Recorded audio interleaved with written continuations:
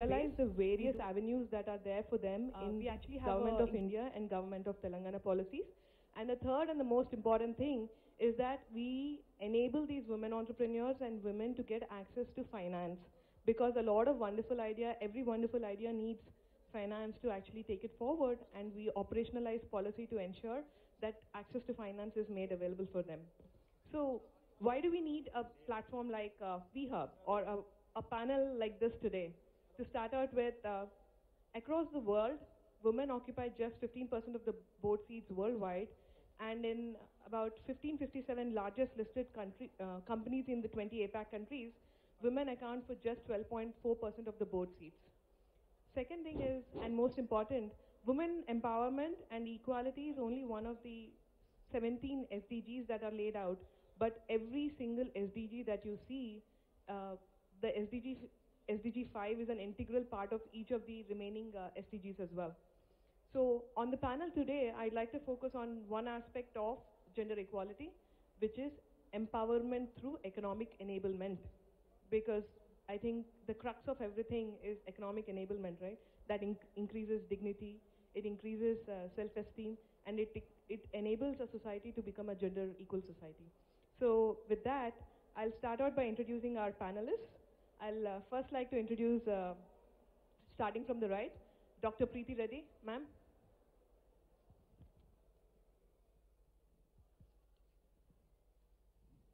Yeah, Preeti. I'm Dr. Preeti Reddy. It's my privilege and great honor to be here on this panel here today with the best of the experts in their respective fields.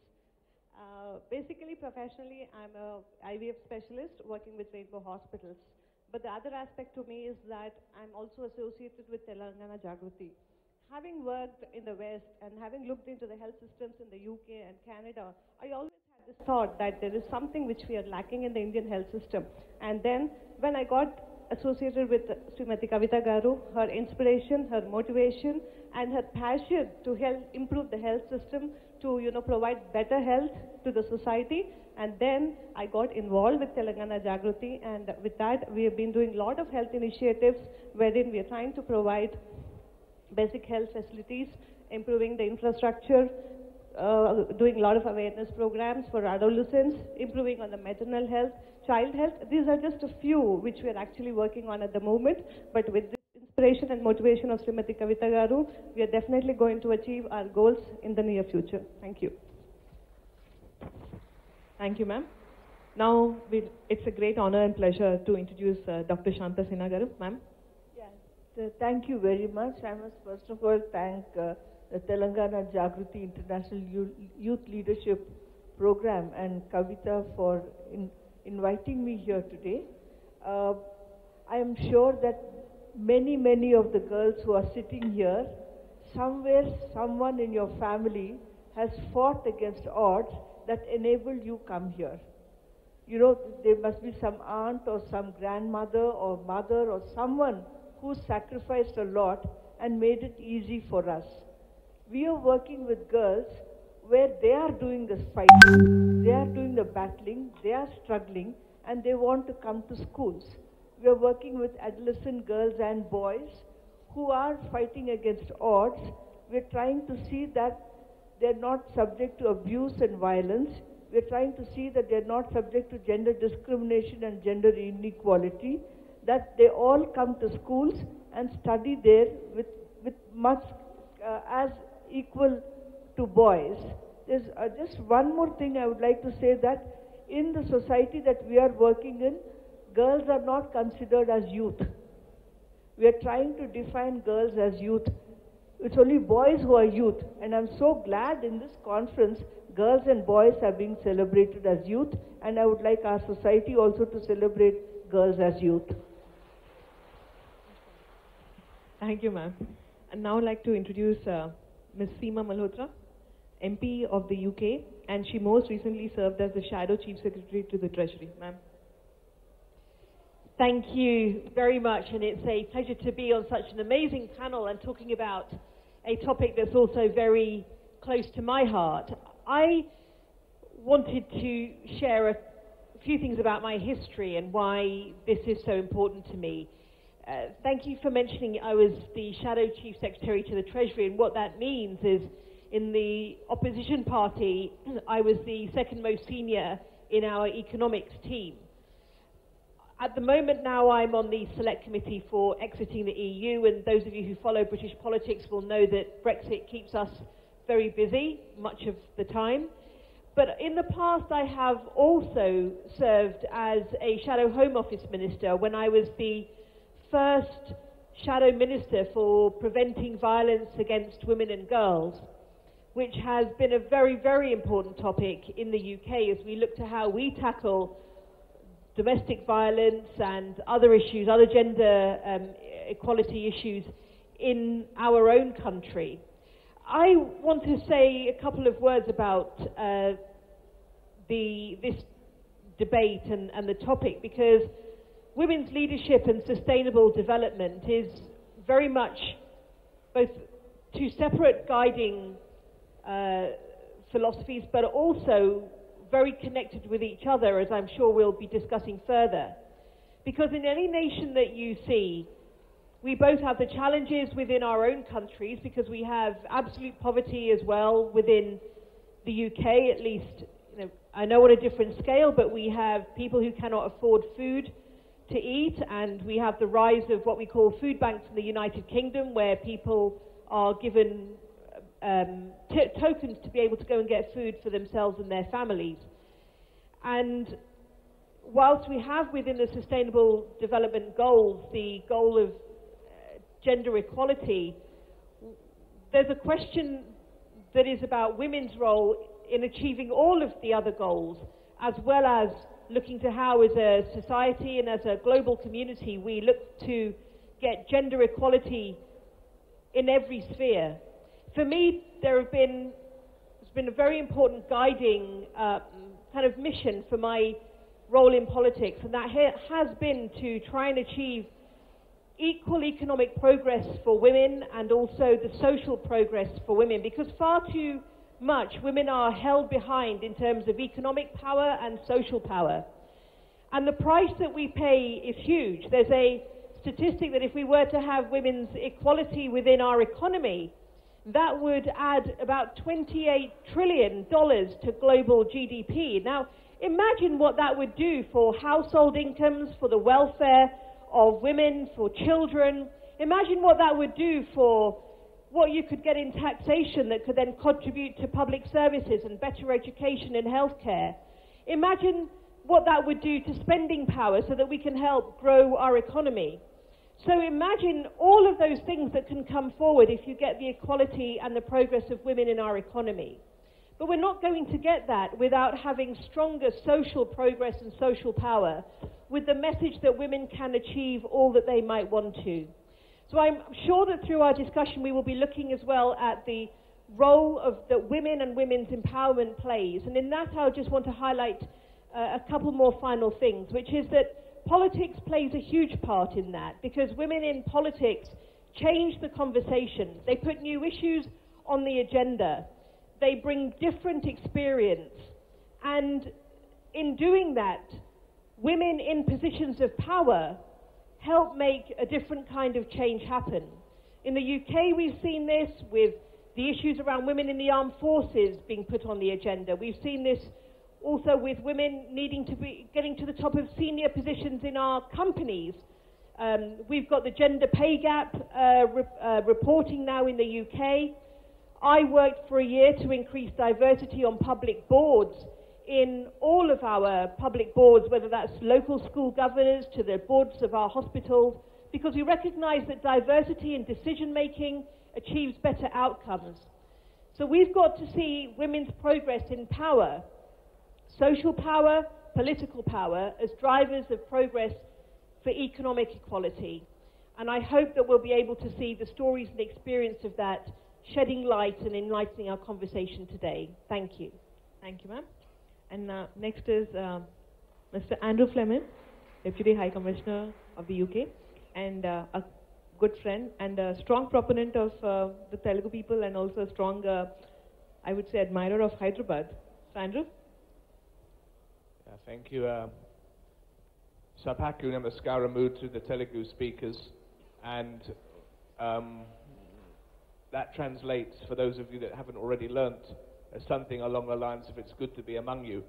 I was here for some part of yesterday, and I have to say that I was blown away by this conference, by the energy in the room, by the diversity of young people from all over the world that are here. And I really, first of all, just want to commend Kavitha ma'am and everybody else that have played a part in putting this whole thing together. I am here in my capacity as the Deputy High Commissioner to Andhra Pradesh and Telangana. The UK have a total of 7 Deputy High Commissions among their 10 offices in India. This is our biggest network of diplomats anywhere in the world, more than in China, more than in the US, and I think that underlines how important our relationship in India is.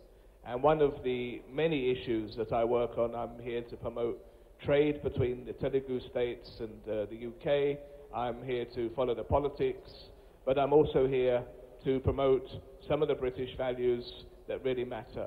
And one of those very much is around the whole women empowerment agenda.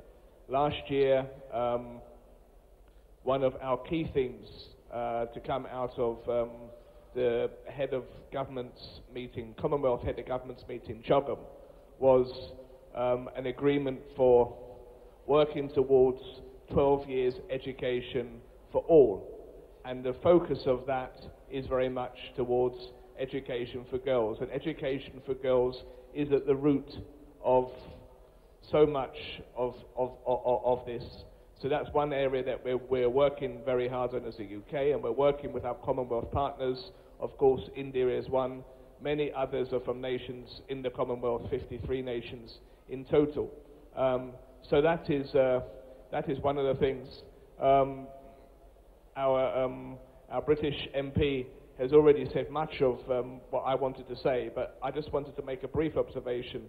In the corporate world, study after study finds that companies with more women on boards get better financial results. And that's hardly a surprise, is it? Because those boards stand to be more attuned to the attitudes and behaviours of the whole population rather than just part of it. So, in Parliament and in ministries, a critical mass of women is equally needed for the perspectives of women to be well reflected in legislation, policy making and decision making, and even just to get issues on the national agenda as priorities. The international evidence suggests that when the numbers of women parliamentarians reach significant numbers, issues previously unaddressed become important, issues of importance to women, and not least those dealing with issues such as public health and addressing domestic violence and indeed all forms of violence. So these are some of the issues we know. The challenge is the figures out there show that in many cases women are chronically underrepresented. We have to understand that, and we have to work out how to take that forward, which I think is another part of this discussion. Thank you. Thank you, Andrew. Next is Mr. John Dixon, President of the World Trade Development Group and founder of the World Trade Centers in Okinawa, Japan. Yeah, thank you very much. It's a really remarkable experience to be here. The energy in the room, the people I've met are just remarkable, and you're all working really hard to bring up the level of youth leadership in your countries, your communities, and I really applaud you. You've done a great job. I'd also like to point out besides the Kavitha and the leadership that's been presenting here, must be hundreds of volunteers working to make this program happen. It's remarkable. Let's give those volunteers a hand. Could you do that? They're working night and day, because this is an awesome, seamless program. And then I wanted to let you know that Sri Anna Hazara's comments yesterday were fantastic, and I have followed his advice in advance.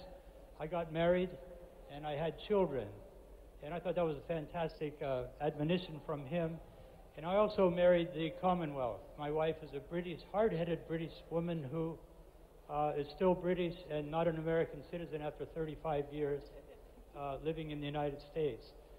And so when I was asked to be on this panel, I called her right away, and my two daughters, and to get input about what I could say. I wanted to give you a progress report from the United States. I have two daughters and three sons. The two daughters went to Ivy League schools. One is a alumnus of same school as Arpit, and the three sons didn't go to Ivy League schools. They liked engineering and went to other smaller programs that they wanted to do. The two daughters who went to Ivy League school, the second one earns as much right now today as her three other brothers combined. And the older sister, yeah, let's hear it for that was Thea. Let's hear it for my daughter Thea. Her older sister makes 3 times the combined income of those three brothers. So it's pretty powerful, the women in leadership. And my daughter just kind of like, she asked me, what are you talking about when I asked her about women in leadership? Because she said women outperform, they're more effective, more, they do everything better than the men do. So there's no, I mean, it's pretty mind-blowing. And that's been her experience. Also, that daughter has been to India, I think, 5 times since college for weddings of her classmates. And that's one more point I wanted to make. Those two daughters aren't working in the fields that they studied in school, so it's not the Ivy League education that was better than the other education. I think my son's got a better education. But what has made the difference is the partnerships, relationships that they built there, and the remarkable people. And I think my daughters do that much better than my sons. They kind of go through on their own, and where my daughters and my wife explained to me, that men work competitively and women work collaboratively. And that, in this culture today, is a huge advantage in leadership if you're thinking this way. So as far as America, I'm more concerned, honestly, with the boys than girl empowerment, because we have actually a big gap growing there now. 60% of all the undergraduate students in the United States are women. So 54% of the PhD earning PhD graduates are women. So and I think 60% of undergraduate. If I said that, I mean the future, the trajectory is very, very powerful. More and more women also in the government, in Congress and in the Senate. And by the way, a woman of Indian descent is now will be running for president, I'm pretty sure, from the U.S. Senate. And the House is led by a woman, the Speaker of the House, who is challenging a kind of unusual president that we have in the United States. So they're working very strong there. And again, it's a very different situation than in India, but it's looking very good. I mean, there's of course I'm not saying that there's no problem. So there's a lot to do, but the women in this room I've seen are just remarkable, powerful ladies. So honored to be here, and I applaud the fantastic effort and work that's been done by our members of Parliament and the leadership here. Thank you. Thank you, John. So I'll start out with a question for all of you. So what in your view is women leadership? I think John briefly touched on it already, but what in your view is women in leadership, and why do you feel it is important? So I'll start with Preeti Garu. Yeah, I think for generations together, women have always been, targeted, or, they've never had that equality. I think it's only from the 20th century that, this has been started to come in, that, gender equality is something, it's a human right, which we all have to fight for. It is when it's half of the population of the world are women, so why this inequality? We should be in par with men. So this gender equality, and then coming to India, I think in the last decade we have been doing exceptionally well, and I think we are in par with men. And especially when it comes to educational institutions, I think we have introduced about 2 decades ago the 33% reservation, and which now I'm proud to tell you that we don't even need reservations now. We're almost more than 50% in all the educational institutes are women. So this is the situation about India, but when it comes to globally, I think there are a lot of countries wherein active legislations, active laws have to be in place so that women get equality, especially into jobs, opportunities, making them economically confident, which not only improves their self-confidence but the self-esteem, and so that they can raise their children better, they can become better citizens in future. Thank you. When you ask the question why women leadership, I would like to say why not, but I think, as Doctor just mentioned, we have been left out of any discussion, any decision-making processes, and that reinforces gender inequality. In fact, I think if women participate equally, there would be new networks. There's so many networks women have, and they've been left out of any kind of decision-making processes in the country. In fact, if women are part of decision-making processes in the country, I think they will add new meanings to every policy that is being made in the country. In fact, I would think they would give new meanings to peace and harmony, new meanings to social justice, new meanings to the word dignity, new meanings to the word freedom. In fact, we are defining all this in terms of existing patriarchy and a domination and a hierarchical system. Women leadership would add new meanings to what democracy is, what equality is, what peace is, what harmony is. And I think world will be certainly enriched and enhanced with women participating, and we are fighting for it. Nothing will be given in a platter to women. Nobody will be invited to make history. Women will fight, and of course there are men who are feminists, who would like to be part of the process of gender equality. They would in fact give us full support to make the world better, and that cannot happen without women's leadership. Thank you, ma'am. Seema, ma'am. The question. The question is for all. The same question for all of you. Very uncreative. So what is women leadership and why in your view it is important? Women's leadership, it's a funny thing that we should be talking about it really at all, because as you said, women are more than half the population. But I think what's so interesting and important is what change can come when we see women being almost allowed to be the leaders that they are.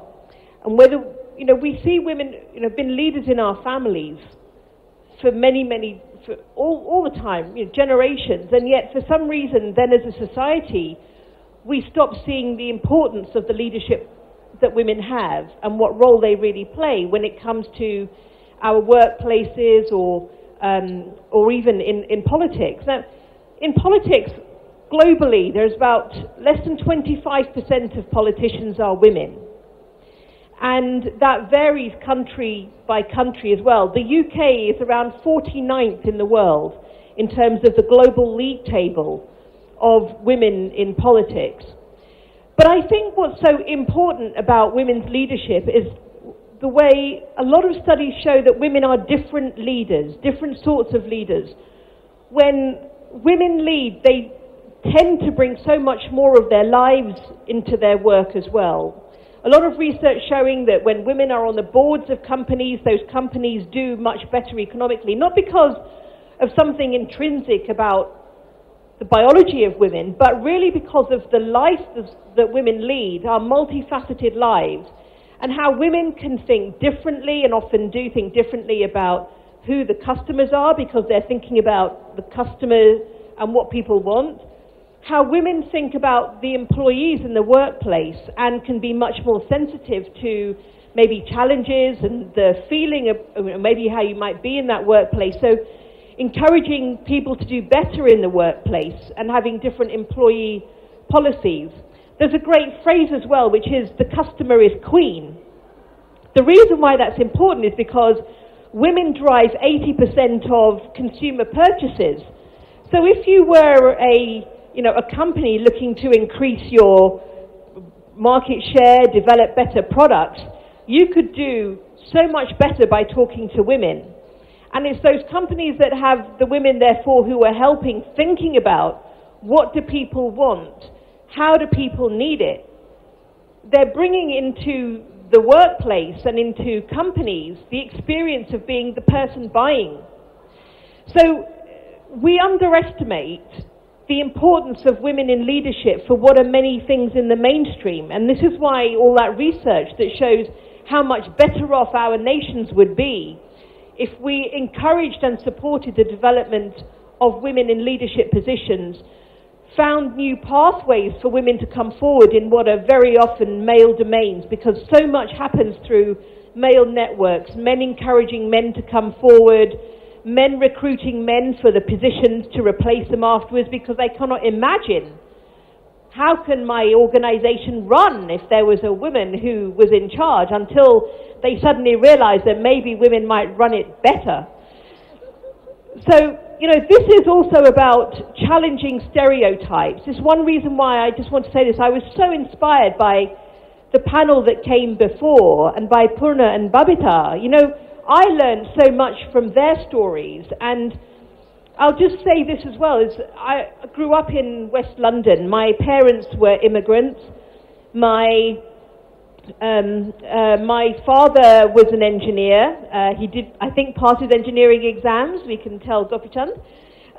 But he became a small businessman, because what he did actually was he gave up much of his life and what his dreams were for his family, because life was so hard for immigrants in those times as well, and having stability for families was hard.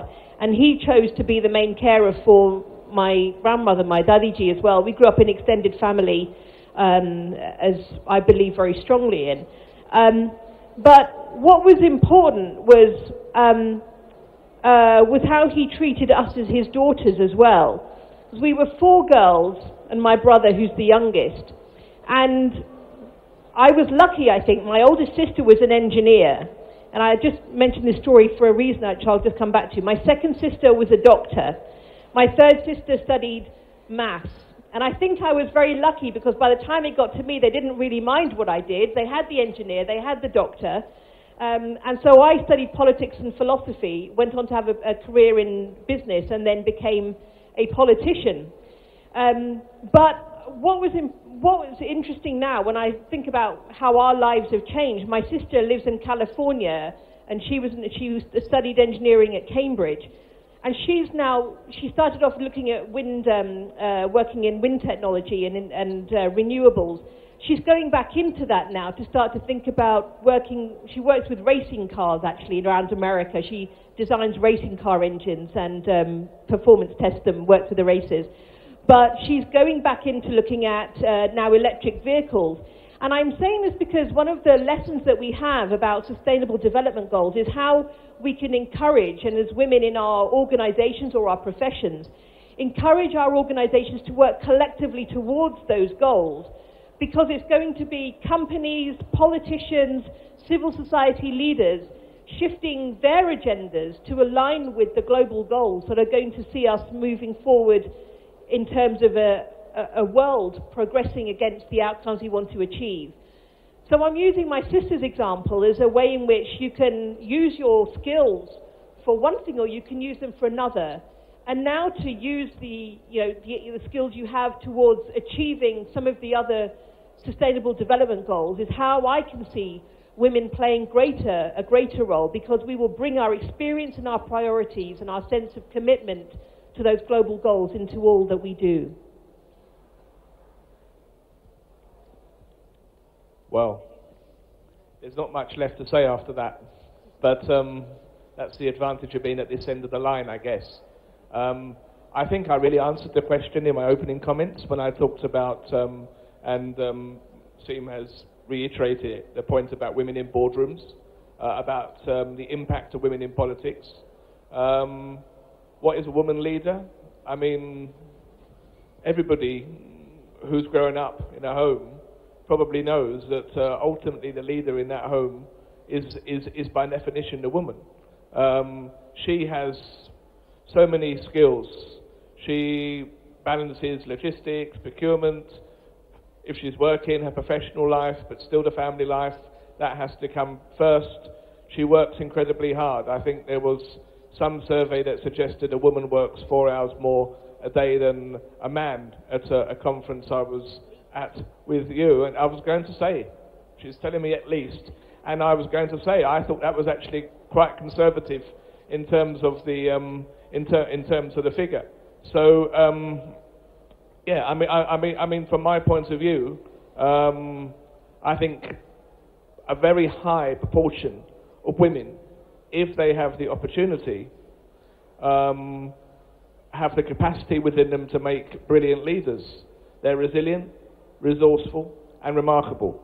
And I recommend that what needs to happen is that think tanks and researchers need to spend time to study the best practices and showcase how these women who are seen to be really good natural leaders, and there are many in this room even, what is it that makes them, and what we can do to bring that back and empower even more women. And I think it's also right in this panel to remember that, you know, so many women in India, and India is not an easy country to be a woman. For the average woman never gets a chance to come to an event like this, to set foot in a hotel conference center like this, to participate in this kind of conference. So many women lead a life that day to day is very different. If you can find ways to engage and empower those women, even within their communities, to broaden their lives, they have the opportunity to really transform their communities, to help their families out of poverty, and that is obviously key to achieving all of the SDGs.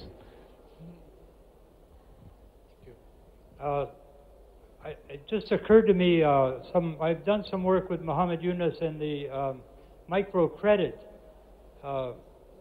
effort throughout the world, especially in the developing countries and where there's extreme poverty. And almost 100% of microcredit loans go only to women because women are dependable and they manage to repay those loans in a very well, repay them, period, when often with the men wouldn't do that, but they dominate the whole realm of the microcredit industry. And just one more, I think we all agree that women leadership is a leadership, and for sure it's more than 4 hours more a day, no question about that. And by the way, I'm very inspired to hear the word family come up many times in this panel, and because it doesn't come up often in the development spaces and conversations, and it should. It's not recognized or emphasized enough, but it's the real platform where we learn to love and where we learn to empathize and where we learn to connect to the broader community and the broader family.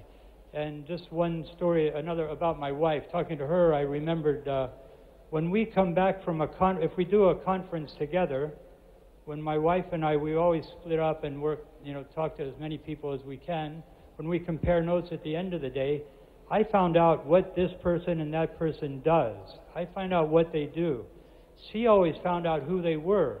My wife knew the people. I was just working on the externals with them. And if you're thinking leadership, understanding who a person is 100 times more powerful than knowing just what they do and the externals about them. So capacity there is remarkable. Thank you. Great. So now we start with individual questions. We start with you, John. John, you addressed the International Young Leaders Assembly at the UN in 2015, and we wanted to understand how have the global youth's needs and aspirations changed, if at all, and how would having a woman leader serve them better in realizing and achieving these aspirations? That was at the UN. Yeah, 2015, long time ago. Yeah, okay. Yeah, the International Young Leaders Assembly is a project I'm very proud of. Thinking about that, we build that whole program with interns, right out of, or in the university mostly. I would say of our interns, 85–90% are women. And of the delegates in the International Young Leaders Assembly, probably 60–65% are women from around the world. We've worked, there was one young lady that started in our very first one in 2013. She was from Paraguay, and she was the first Latina president of the Student Council in George Washington University. So she became an intern for a year, and then she was a part-time staff. After 3 years, she became the Minister of Youth and Sport for the country of Paraguay, the youngest minister in all of Latin America, and the first woman in that position ever in Paraguay. So we've seen firsthand evidence of the flowering and power of women young leaders. Also, the new Minister of Youth, or the Secretary General's Special Envoy on Youth, is from Sri Lanka, Jayathma. The first one, Ahmed Al-Andawi, did a fantastic job, but Jayathma has twice the energy. He's traveling twice as far and having a much bigger impact even than the original. So we see women leaders coming up everywhere, and we're totally sold on the power, and we agree that in India we need a lot more access for those young leaders. Great, thank you. So we've just been told we have about 8 more minutes for us to wrap up. So I'll just request each of you to keep your answers a little bit succinct, slightly shorter. And the next question is for you, Andrew. So it was not too long ago that you were at the Young Thinkers Conference, and you expressed a lot of concern over the widening gender gap in terms of health, economics, and political empowerment across the world. And you said that the critical mass of women were needed in legislatures for actually having women-friendly policies. So what can we do here in the Telugu states? Let's start with that. What can we do here to begin and arriving at those critical masses? Okay. Well, I think it's all very well that more women are, the figures of more women being graduating from universities in the US, 60% or something, over 40. If I misheard you, I'm not sure. That's great, but it's what happens after you get your qualification. And I think, this is where we begin to still see problems. And if more women are going to rise to the ranks of leadership across all areas of economies, societies, and in politics, there is a wide range of structural factors that do need to be addressed. This is as relevant to women rising to be political leaders as it is to women rising to be leaders in major public, private, or non-governmental organizations. And despite much progress in many places, there are still many, many glass ceilings out there. Women in leadership positions globally really are still a rare commodity. And these glass ceilings have to be tackled head-on. They have to be broken. And there are many proven ways of breaking through them. Addressing the basic structural issues is a precondition of that. If you look at some of the statistics that are out there, 155 countries have at least one law which discriminates against women.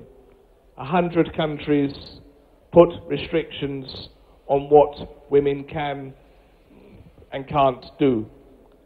And women in 18 countries cannot even get a job without their husband's permission. So that's obviously things that have to be lobbied on, tackled, and tried to be changed.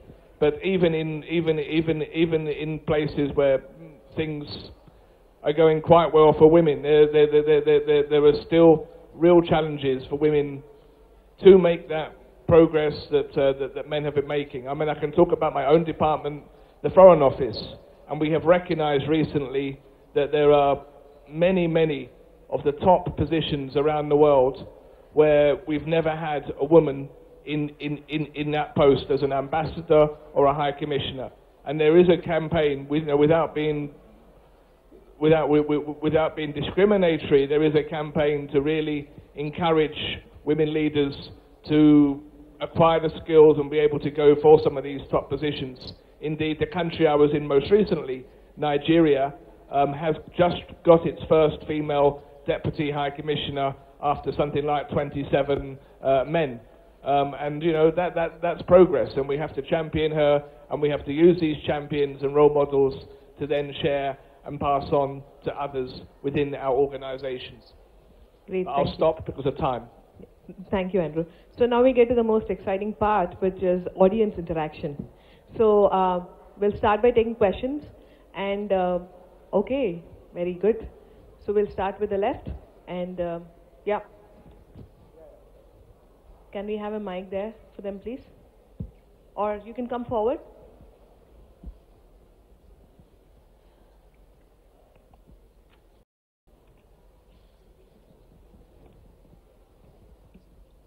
I'll just give them the mic. Hello. Hi, myself Vinay Kumar, and I came from Agra, Uttar Pradesh. I would like to ask, any one of you can answer it. So, there is a reservation in local governance for women. So, like a sarpanch and all that. So, I have seen in my area that they can be elected as a sarpanch, but they never come out from the home.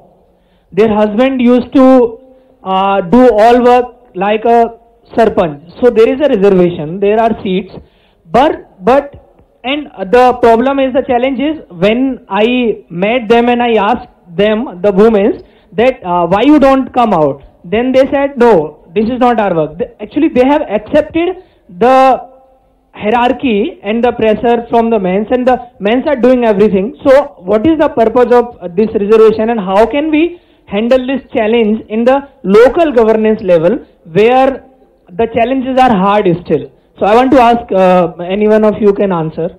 See, women leadership is not just about holding posts or, being in the boardrooms or, as rightly said, in the corporates. Women leadership has to begin from home, wherein they have to be involved in all the decision making, be it a family, be it a community, be it, any platform. So when the change starts from the family, only then they can become, they can hold these posts or probably become better representatives of politics or, the nation. I might just add that what you had just described was true some 3 decades when it was introduced, but right now women sarpanches are asserting themselves. They are not listening to their husbands, they are not piggyback riding, they are making decisions. There are studies regarding that, and I think I should congratulate all those women who have fought and are doing very well as sarpanches and have taken up public issues. Because they're women, they've not stopped, they're talking about education, they're talking about health, they're talking about gender violence, and they're talking about very different issues than what male sarpanches did.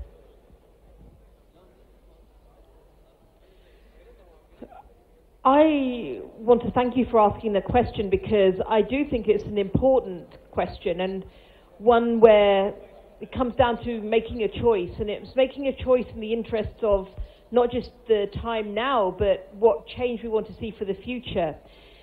I'll feed back a couple of brief thoughts. The first is on experience that some people in India talked to me about, and that is where they had reservations and how that had made a change in some, particularly some rural areas of women coming forward. And the first generation of women coming through knew very little about how to be playing a role in administration, because no women had really come before them. But over time they learned, and the big change came with the next set of elections or the next generation, because as those women started to be in those positions, others around them started to see what those positions were and what being part of an elected government was, local government. So it changed this attitude of women to start to think it could be me. And then the quality of the politicians coming through started to increase very dramatically, and then the improvement also in the local administration. But, so that's one positive, to think beyond where things are now. But the second thing is how, even in a time when women are taking some of those positions, how men still want to hold on to the glory. So we have this in England as well, where many of the journalists are male, so they call their male friends. And for women to get into the media, even if women are actually doing more of the work, is much harder. So we have the battles to fight also in terms of making sure women have the visibility, because the visibility makes a difference. The confidence to say what you're doing and have the skills to communicate makes a difference.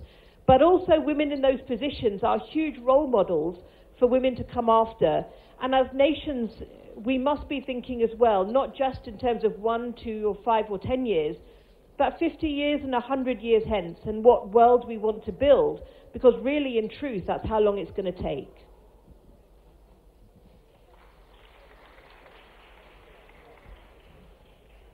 Okay, so my name is Annie. I'm from Finland.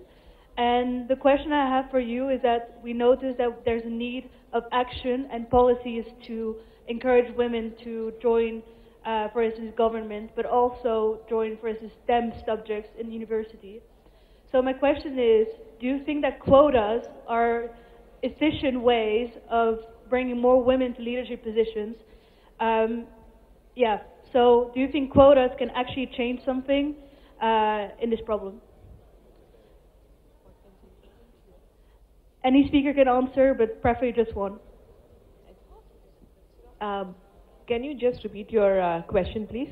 Yeah, my question is if, because we know that we need action to fight this problem, do you think quotas are an efficient way of fighting this? Reservations. Okay, quotas. Okay, got it. Thank you. Yep. So the question for all of you is that are quotas or reservations the right way to enable more women to be in the leadership positions or be a part of the bigger movement? My one-word answer to that is yes. Okay.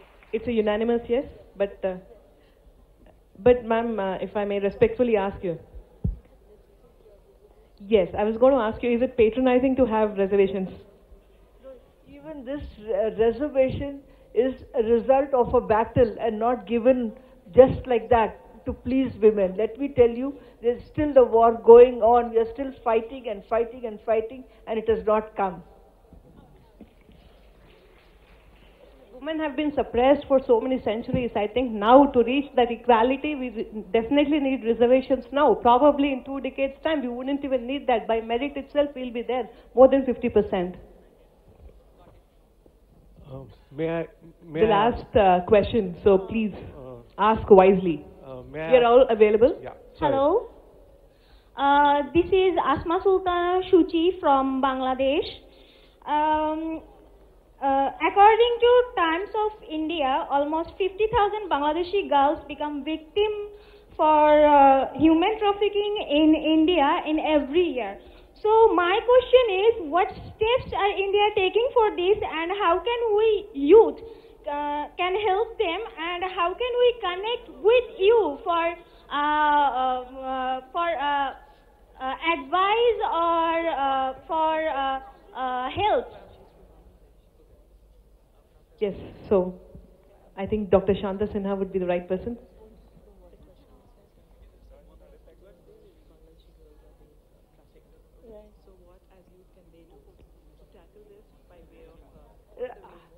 You know, this is a very complex issue, but let me tell you that it has to be tackled first locally and then also at the national level and inter-border level.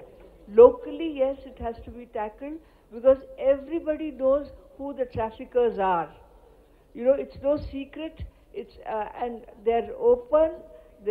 And the governments there, the panchayats there will have to alert, and there has to be a large civil society movement against trafficking. While this happens at the local level and at the societal level, I think there has to be a lot more that has to be done by the government to see that there is due diligence and that there is criminalization of traffickers. There's a huge network of traffickers across borders with the police and with the local officials, and we'll have to, in fact, put pressure on them to see that girls are rehabilitated and sent back with a lot of facilities for rehabilitation. They're not able to listen. They can't hear? Okay, so now the very dazzling panel, all of us will be available for you, all your questions, but off the stage, offline. So before we close, we are all available here, right here, we are all there. So we'll answer all your questions, including that person waving there. So on behalf of all of us, we'd like to thank the organizers and Kavitha Garu for giving us a chance, and all the young people for being an enthusiastic audience. And we look forward to speaking to all of you off the stage. Yeah, thank you.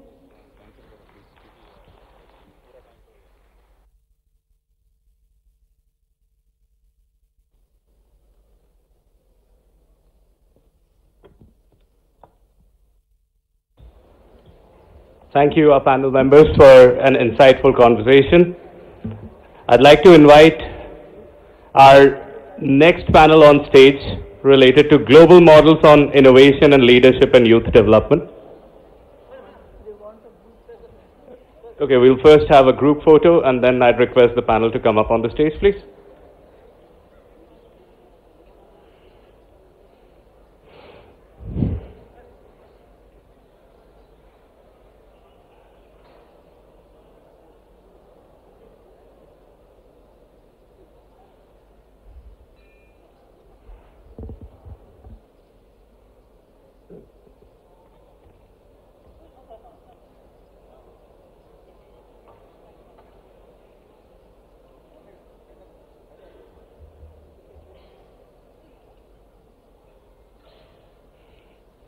I'd like to request founding president, Mrs. Kavitha, to join the panel on the stage for a photograph. Hello. Wonderful discussion.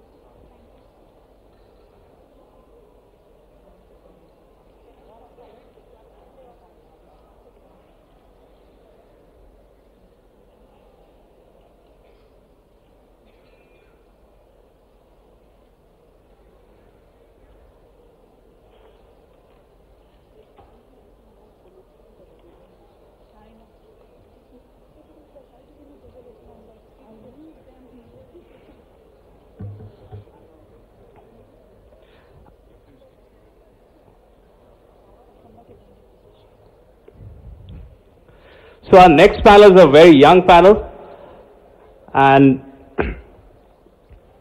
I'd like to start inviting our speakers.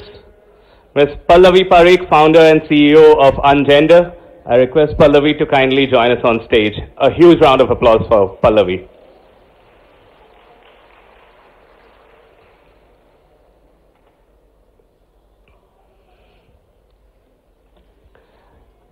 I'd like to invite Mr.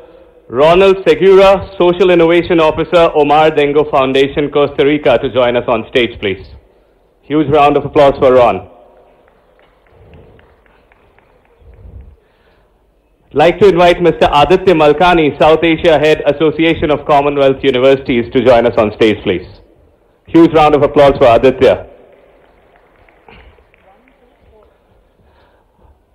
To moderate this panel, we have Ms. Victoria Elms.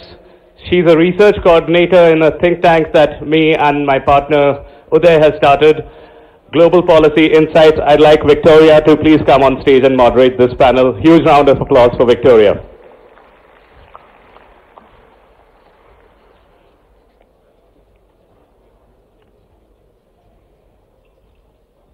Good afternoon, ladies and gentlemen. My name is Victoria Elms, and I am a research coordinator at the think tank Global Policy Insights. I hope that everyone is looking forward to an engaging and fruitful discussion on the matters pertaining to young persons' development, and I'm very honoured to be joined by our distinguished panellists on the stage today. So, the topic of the panel this morning is global models of innovation and leadership in youth development, and I find it particularly important to address this through the global lens, not just because we are in a room filled with representation from over 100 countries, but because youth policy has been of increasing importance in the international sphere in recent years. At every level, from state to national to multinational, organisations are waking up to the fact that we've heard mentioned many times across these past 2 days that the world's population is incredibly young, and organisations must realise that innovations and provisions to nurture and stimulate young people in a sustainable way are incredibly important. So with this in mind, I put my first question to the panel. We are fortunate to have panellists from very diverse backgrounds here in both the professional and geographical sense. So I ask you to introduce yourself and your expertise and communicate to us what models in youth development have been successful in your areas. And I think we'll start from the follow. Okay, sure. Thank you. Well, thank you, Victoria, and it's an absolute pleasure to be here. I'll start by introducing myself. My name is Aditya Malkani, and I'm the South Asia representative for a body called the Association of Commonwealth Universities. The ACU is the world's oldest international university network, established way back in 1913, and we have a very wide and diverse membership body, over 500 universities across 50 plus Commonwealth nations. Our largest number of members are here in India, with over 160 universities as part of the ACU membership in India alone. My role is in engaging proactively with our Indian members, which is very, very exciting because it involves a deep dive into Indian higher education, as well as gives me a number of opportunities to interact with students across the board. A part of my role is also in supporting our non-Indian members build unique projects and partnerships in India, which is equally exciting. And these various responsibilities give me some great opportunities to observe youth innovation and leadership models. As the ACU, we have a number of programs that involve our students. And one example that I'd like to quote is our ACU summer school that takes place once every year, that brings together young leaders from across the Commonwealth to debate, discuss, and learn more about an important current issue, ranging from health to gender to media to business. And we find that as the ACU, that puts us in a very strategic position to actually provide a platform for youth leaders across the Commonwealth to come together, to pick each other's brains, to learn from each other, and to find and devise solutions for some of the world's grand challenges. We're great supporters of the UN's SDG Accord, and are firm believers in the power of youth, and particularly here in India, where we have over 500 million people under the age of 30, the importance and the contribution of the youth is absolutely vital to India's, the regions, as well as global development. So I think I'll pause here and hand over to one of my colleagues to introduce themselves and give a few opening remarks.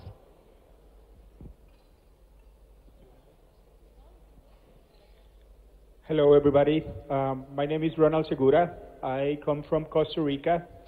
I've been working for around 8 years now with different NGOs in my country, basically developing training and educational programs in areas such as climate change adaptation, sustainable agriculture, and soft skills. I want to talk a little bit about the Costa Rican experience. I think that my home country has been walking the Gandhian path towards sustainability for a while. In 1948, we decided to eliminate our army, which this represents, study says that this represents around 1% yearly GDP growth, and has allowed us to work in educational programs and towards sustainability. Globally, the country has been an advocate for peace and for sustainability, and the country works and believes in diplomatic solutions and support of international organizations as the way to achieve development. Unfortunately, I have to speak a little bit about issues that the region has.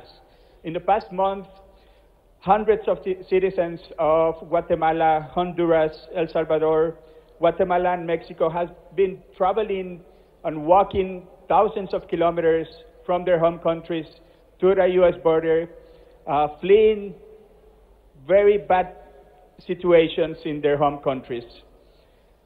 These people are not gang members. They are youth people, women and children that are seeking new opportunities. Unfortunately, these people have been displaced by regimes that do not care about the well-being of their people, and governments that have been historically supported by the U.S. Mr. Donald Trump gets scared of a few thousand people from these Central American countries. But let me tell you that in the past 6 months, Costa Rica has received around 40,000 Nicaraguan people that are fleeing also a very bad situation in their home country. And I bring this subject to the table because I think when democracies and public institutions fail, it's the young people that suffer the most.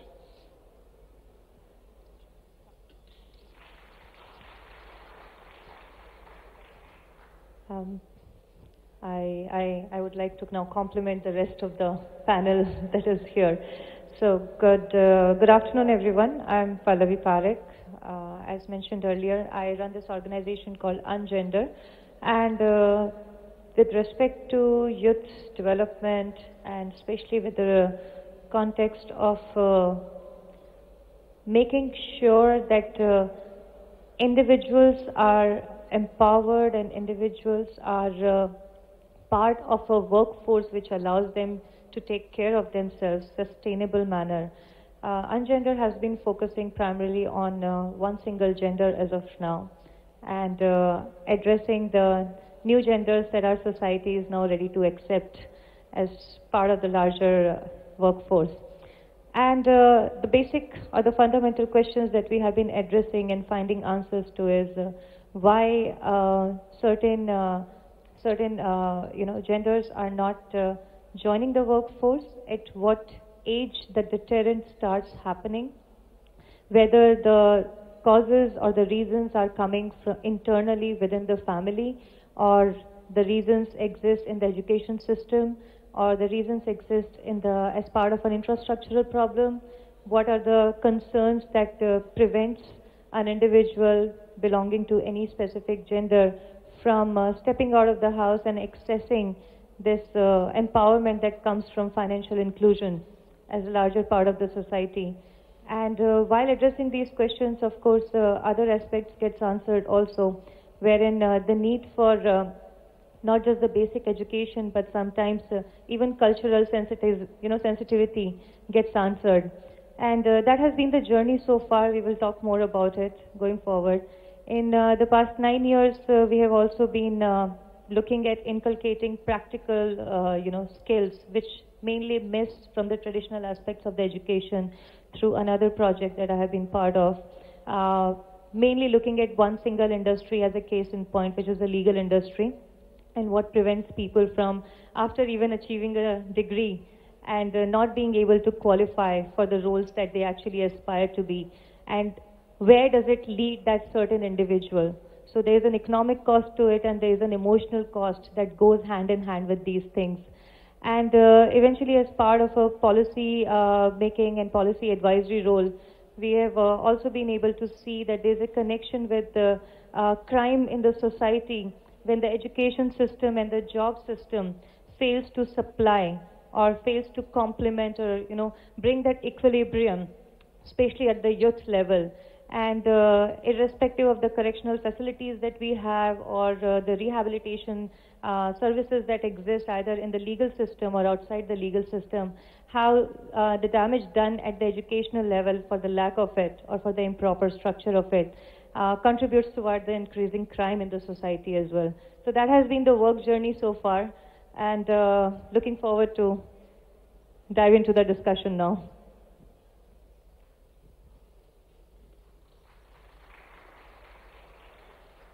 Thank you, panelists.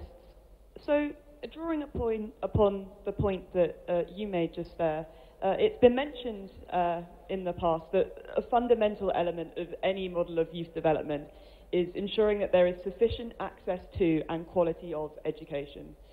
I observed the breakout panel yesterday on good jobs and education, and one of the major issues that discussed there was the huge gap between the demand of the job market and the education students are actually receiving.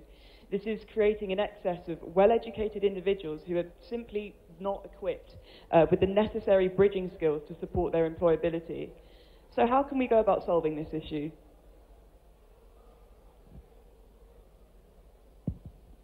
So I think the point you've made is an extremely relevant one. The question you've posed is very, very relevant. I think it's going to be quite challenging, frankly, for us to make sure that we bridge this gap between education and employment and employability, particularly with the advent of technology, which is moving ahead so fast. We've already discussed that a number of jobs might get outdated over time. I think the only way forward, frankly, is for us to find ways of reskilling our young people, whether it's through our universities, whether it's through our community colleges, through our training centers, to make sure that young people are actually equipped with the tools and the thinking skills they need to take forward opportunities that present themselves in the years to come. So reskilling, I think, is critical, because while there is there's clearly a challenge coming at us through the advent of technology and jobs being lost through that, one could actually turn this into a huge opportunity to have more and more people enable themselves to work in developing new technologies and in actually turning this potential obstacle into a huge opportunity.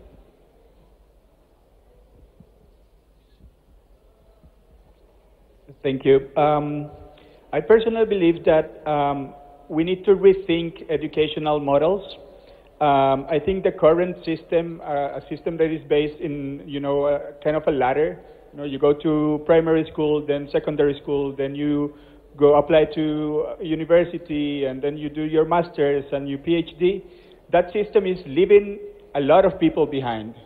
And definitely we need to change that paradigm and work towards a system that takes into account the abilities and the skills that people may have. I personally believe that working on soft skills such as leadership and teamwork is fundamental to being able to break that gap between education and unemployment. I strongly believe that we need to relook at the whole machinery of what we call education. It's high time that we define or redefine the word education now. That do we actually mean it's to be a degree? Because it seems that right now no degree is good enough. You can end up having a PhD or double PhD, and at the end of the day, if you have not really acquired the skills at par with what is required out there, and which is ever changing because of the technology intervention, the roles are changing so rampantly that by the time you're done reaching that level, the job market or the position would have completely been replaced by some technological tool out there. That's one. And second, we also need to start giving importance to the word skill. You know, when we are drafting our CVs and we are looking at a resume, and you know, at that point in time, how many of us, of course, except for us and a lot of people sitting in the audience right now, but how many of us from the very young age are asking the question that what skills do you have? Degree is a question that keeps coming up, which degree you have, which college you're coming from, which university you're going to be. But the skills that are acquired or the skills that you're building on, it's a question that is not happening in a very active manner. What it will lead to eventually is that for skills you don't really need to go back to your education institution, because there is a alternative or parallel learning that you can create for yourself. We are living in the times of LinkedIn and Coursera and edX and all these platforms, where acquiring additional or complementary knowledge plus skills is something that we don't really need to wait for the education system to reform itself. That may be a parallel change, of machinery that is happening. But until that is happening, we do have, and thanks to technology, we do have alternative methods to start building on. Thank you. So, in a similar vein to the issue we've just discussed, so that was the industry skills deficit, but there's a further issue that is perhaps slightly harder to solve. So in 2016, a study by the International Commission on Financing Global Education Opportunity found that by 2030, over half of the world's young people will lack the basic skills needed for employment. And nearly 2 billion jobs will be at risk of becoming obsolete. So as technological advancements in areas like artificial intelligence continue to soar, how can we, as innovators of youth policy, keep up this rapid development?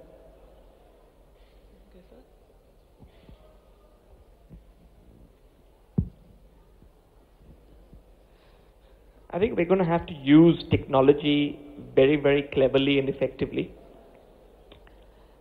As they say, technology has to be employed to meet our needs, and we don't have to become servants to technology or extremely dependent on technology, which is what is happening to a large extent.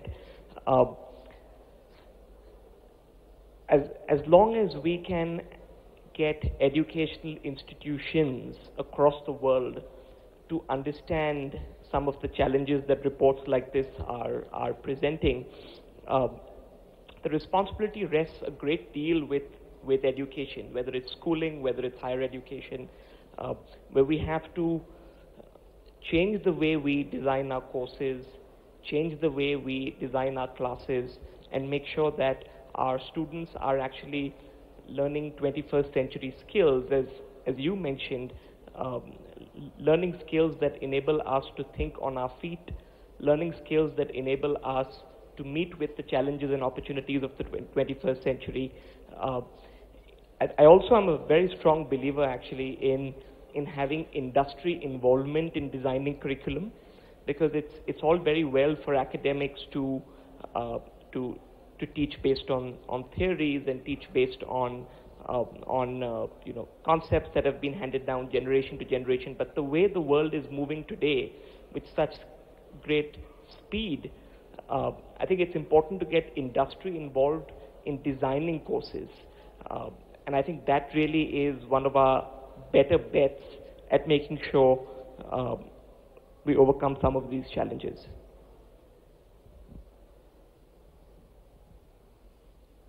Yeah, I agree with your points. I think that in the future we will need to develop or be very intelligent in developing training programs and bringing training programs to young people, especially very young people, to create that spark so that people get involved in STEM programs and STEM education.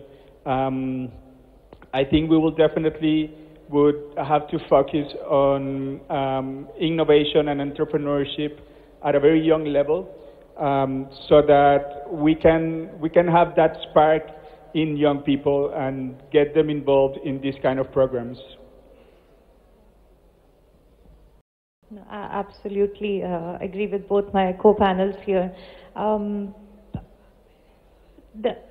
more angle to be to look at it is, in considering from the kind of work that we have been working on, is that somewhere we also need to relook at what exactly are the topmost skills that we are looking at. What are the approved or the things which are in demand or in so-called fashionable in job market. Like I'll just share, and for the longest time if you'll see in Indian context, either you have to be an engineer or you have to be a doctor or you have to be a chartered accountant, because these are safe and secure jobs, right?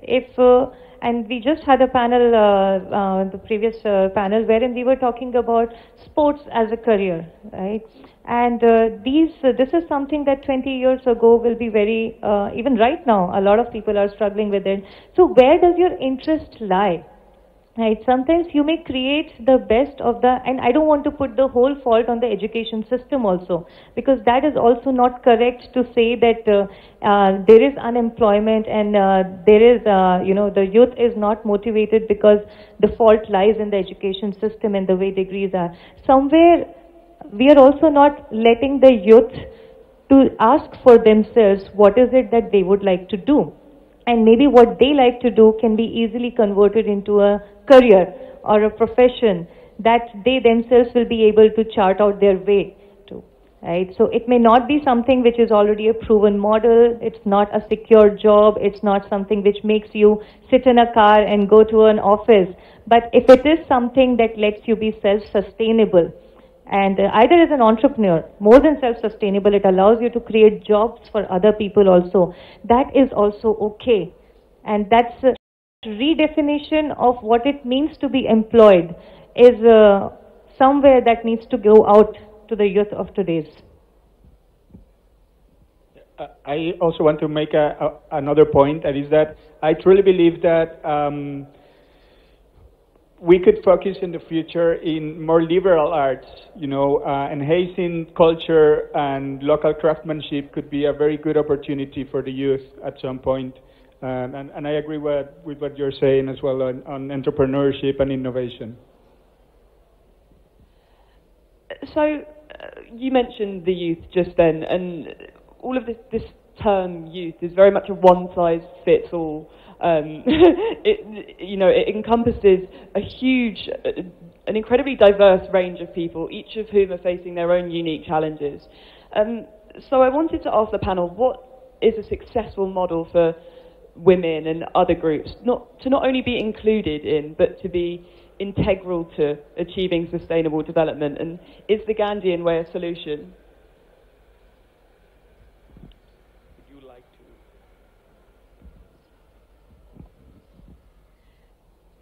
I would love to say Gandhian way is the answer, but the problem is more complex than that, right? And if you have to just ask about one specific group here, because if you put everyone, like I said, we don't want to put the whole youth in one umbrella definition. I would also not want to put all the youth from the gender category also into one, because reason for people not having access to, forget quality education, but access to basic education stems deep into the societal construct that we have to look at. What works for the urban is very different from what works in the rurals, right? You may create schools, you may design and develop schools, you may have the best of the curriculum there, but if the transport is not there, if that point-to-point connectivity is not there, then what good those amazing schools are for? Right? And even in that one, I can easily divide that accessibility also based on gender, and that's where gender becomes the root of everything, because the youth and unemployment needs to not be looked at one single thing, but we need to actually further segment it based on and depending on the cultural and the regional construct that we are talking about. Like in India, if I have to talk about it, religion and caste plays a huge role with respect to access to education, and here I'm talking about just basic education. Right? Gender plays another role. Minority constructs have their own elements that will affect. So it needs to be deconstructed, and that's why as much as I wish I could say Gandhian way is something that could solve, that's a lens that we should be using, but the problem goes much deeper than that.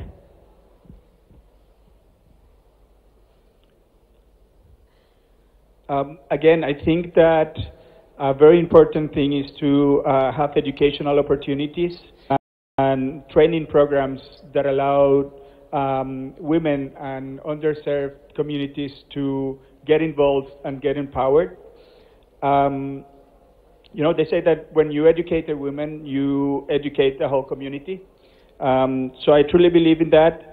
I also think that fostering very strong institutions and networks definitely have a very good impact in this issue.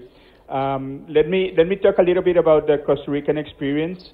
So in 2002, the Congress approved a youth law, and this law established very well structured committees in the local, regional, and national levels for young people to participate and to also work yearly in developing youth policies. And I think this law has worked very well.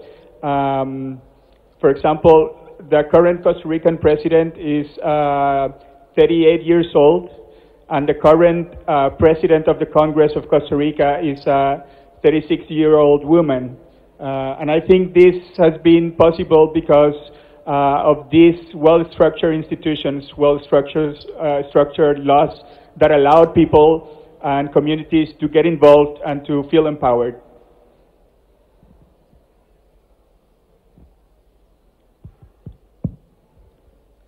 So I couldn't agree more that when you educate a woman, you actually educate an entire community. I've had the personal opportunity and benefit of learning a lot from women who've been my mentors, and I've virtually had the opportunity of growing up around very strong women with very very high impact views, you know, I think it's also safe to say that I'm quite the feminist, because I'm very much in favor of women empowerment, of including women in education to a greater extent than women are today. In this country, we've had some outstanding women leaders, whether it's in the corporate world, whether it's as entrepreneurs, whether it's political leaders.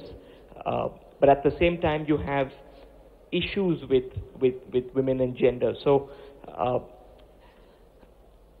my view and I think my plea really is that whether it's government, whether it's society, whether it's the education system, wherever we see that there's unequal opportunities being given to women, we put our foot down, put up our hands, and make sure that we try and stop that from happening as much as we can in our own little way. Because while there's great importance in important policies and in rules and regulations, I think everyone at the personal level, at the family level, at the community level, has to make their own little difference.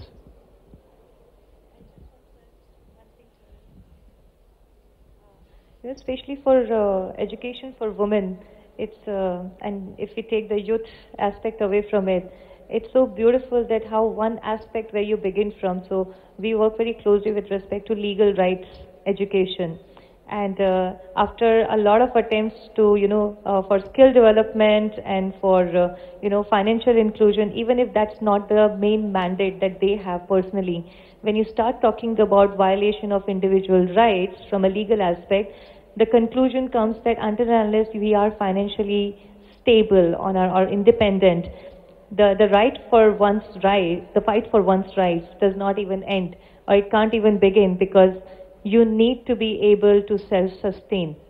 So from starting from education on their rights, on the laws that are relevant for them, we eventually ended up actually getting them enrolled into educational programs. So how education has also changed meaning for them, and how they themselves got had this bind on their own, was such a beautiful journey for us, because that, for us, skill development was never the first thing that we wanted to start with. The focus was, how do we get women to start asking questions that what are my rights? That's the knowledge that we were looking at. And we eventually ended up helping them actually become self-sustainable. Thank you very much to the panelists. So I think now it's time for the interactive part of the session. So we'll be taking a couple of questions. Yes, this gentleman here that's waving in the middle. Please try to keep your questions brief, and do let us know which one of the panelists it's directed at. Yeah, thank you so much for this opportunity. It's been, if I have to connect the dots from the last panel, so it says that time again it has been proved that women are like amazing leaders given in any field. So, but my question is, but still we talk about the gender equality. So why? One side you say that women are like far superior to men, and one side you still like fight for their rights. So where are we heading towards? And this question would be Pallavi ma'am, you'd be the best person to answer this, I guess. So please enlighten me. Thank you. So think of a very fertile land and the best of the seeds that you can have, and just throw them on the land. Okay? On one section of the land, if you put a net or you put some pressure, and the other half of the land you don't put any pressure, you're not limiting it. Even if you have incorporated or you are giving the same kind of water, same kind of sunlight, everything, the growth of the suppressed side of the land is going to be limited. So when we say that women actually are the best, or have the capacity, or have the potential, we just mean that if you take away the limitation that comes from the social construct, social, so-called religious construct, however we want to interpret it, the growth is unlimited. We can grow as tall as, and I hate comparing it, but we can grow as tall as whatever the length, whatever the height it is that is out there, right? And the comparison is not even men. No one is comparing ourselves. We don't compare ourselves to men. The only time this argument or this word men comes into any of our statement is because we have to tell you that look how tall you can grow. That's the ultimate that is happening in the society right now, right? So when we talk about women and their empowerment and the importance that they should be given to it, it's only because right now freedom of choice is not there. Someone else is making decisions for us. Either it's my father when I was a child, or it's my brother, or it's my husband, or now whoever is there in my life. Or later on, for some women, if you work in the field, you will realize even when they're like 70, 78, it's then their son who are making decisions for them, And that's where, if you sit and you talk to this woman, you will realize they have talent, they had some skills, they could have done so many things, but no one ever went to them and asked them, what is it that you would like to do? And if you could, then what is it that you want from us?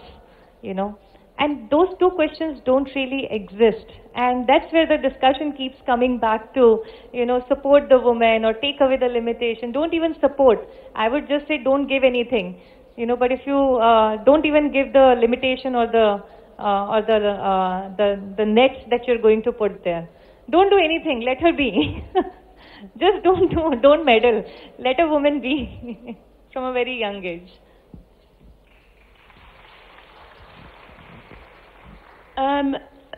This lady in the middle here. Can you have questions from backside as well? Yeah. Here. I have been to so many conferences, and people are talking about gender equality and women empowerment. I guess until and unless a lady herself does not change her own mindset, nothing is going to change. So the thing is here, I have attended this conference, And in these 2 days conference, political problems are going to be discussed here, and educational. The most important question has not been raised here, which is climate changing. So my question is here is, what innovation has been done for in order to control the climate changing? As we can see, the global warming is going so fast, and human here needs for safety. So what has been done for that purpose? So if you can give a... Thank you.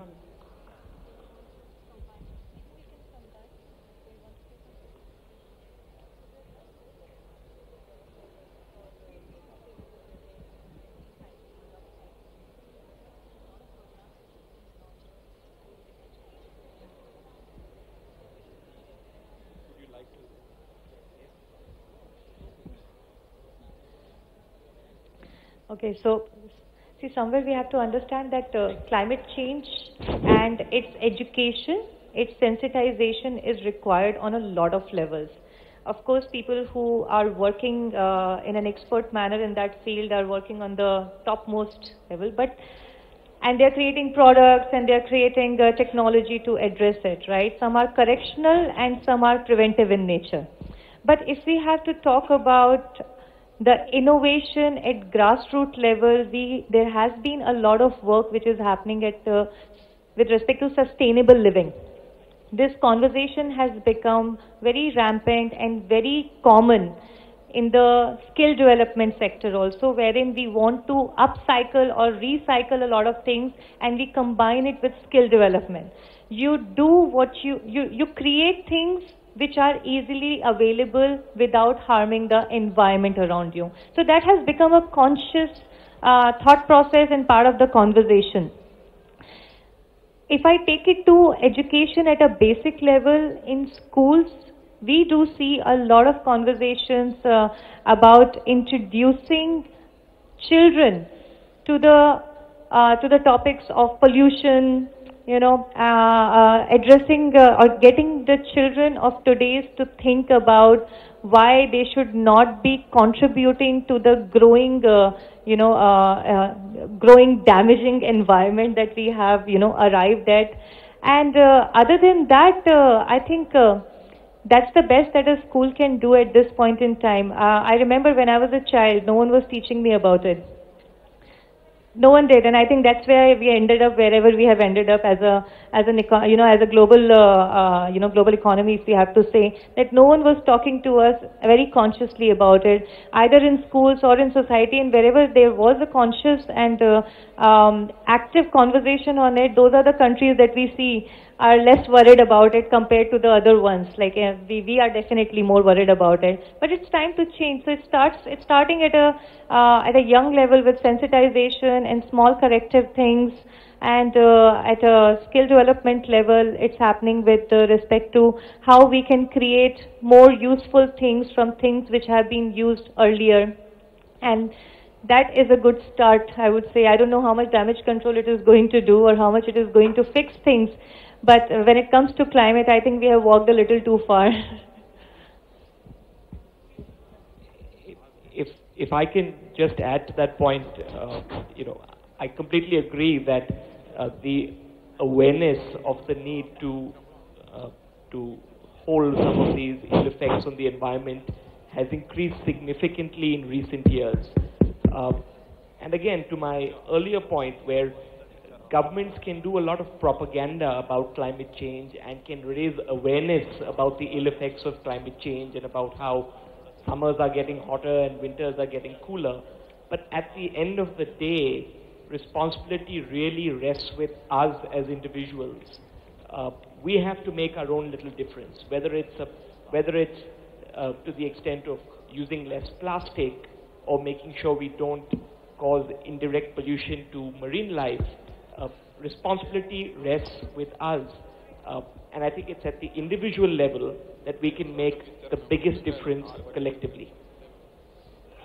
Just two quick comments. I personally believe that quotas are very important, and this is basically on the previous subject.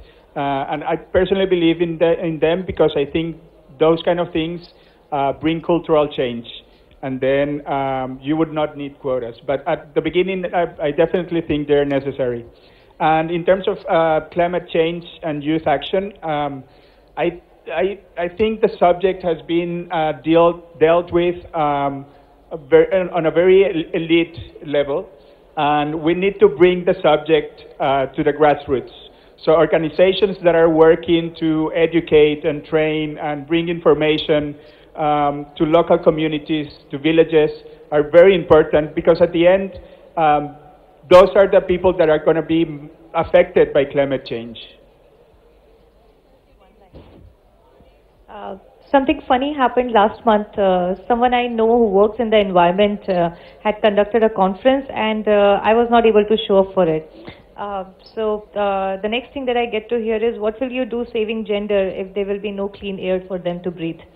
You know, so that automatically tells you that somewhere in our objectives also we have to see that what is critical, and even the critical aspects have their priority structure.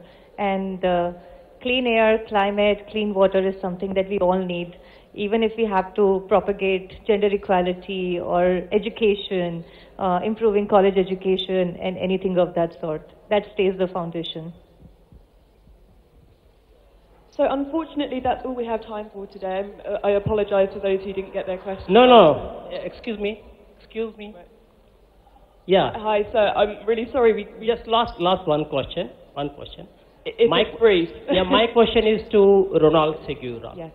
Yeah. Good afternoon to all. So just now, Ronald Segura has made a comment that Donald J. Trump is fearing for humanitarian crisis. So the caravans who reached southern border of US. So you are making a false statement. He is not fearing for any caravan or any refugees. So if you want to go through any other country, you have to go through in a legal way. So in illegal way, it's very dangerous for any person. So even southern border, they have a lot of trafficking. So child trafficking, sex trafficking, women, even human trafficking. Drugs are pouring like anything in US because of this southern border. So how will you claim Donald J. Trump is feared? No, he never feared. He's such a strong guy. He's defending his nation. So how can you? So don't please make a false statements on the public stages. Please, Segura, please learn something. Okay? No. But thank you for your comment. I truly believe that the people that are traveling to the border, they are not gang members. They are communities that have been challenged by their own governments and by their own political and social situation to try and seek new opportunities. There has been a change in policies, and now, for example, Mexico, the Mexican government are giving them safe haven, and they want them to stay in Mexico to work over there. I don't think we need to think about refugees as bad persons.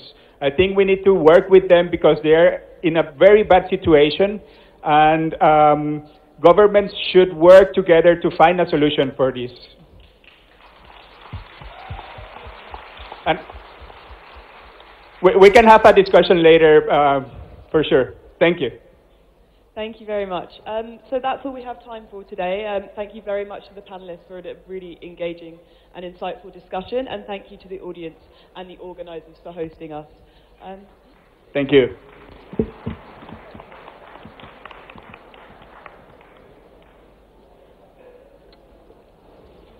I would like to invite Mrs. Kavitha to felicitate this very young and innovative panel with the Gandhian charkha and the shawl from Telangana Jagruthi side.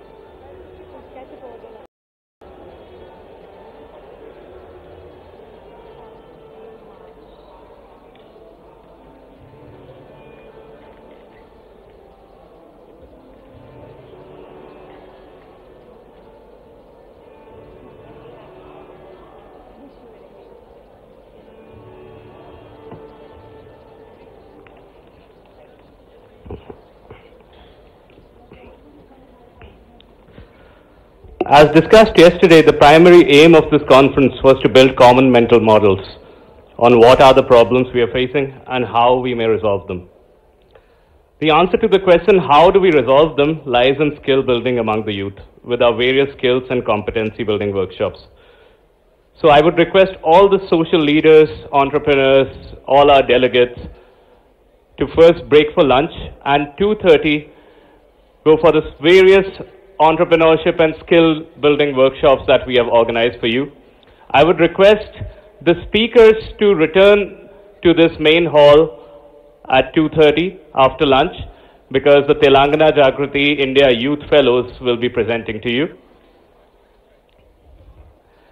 I would also request all the delegates to come back to this main assembly hall after the workshops as the Honorable Governor of Telangana will be here for the closing ceremony. I request everyone to be in this hall for the closing ceremony at 4:15 p.m. please.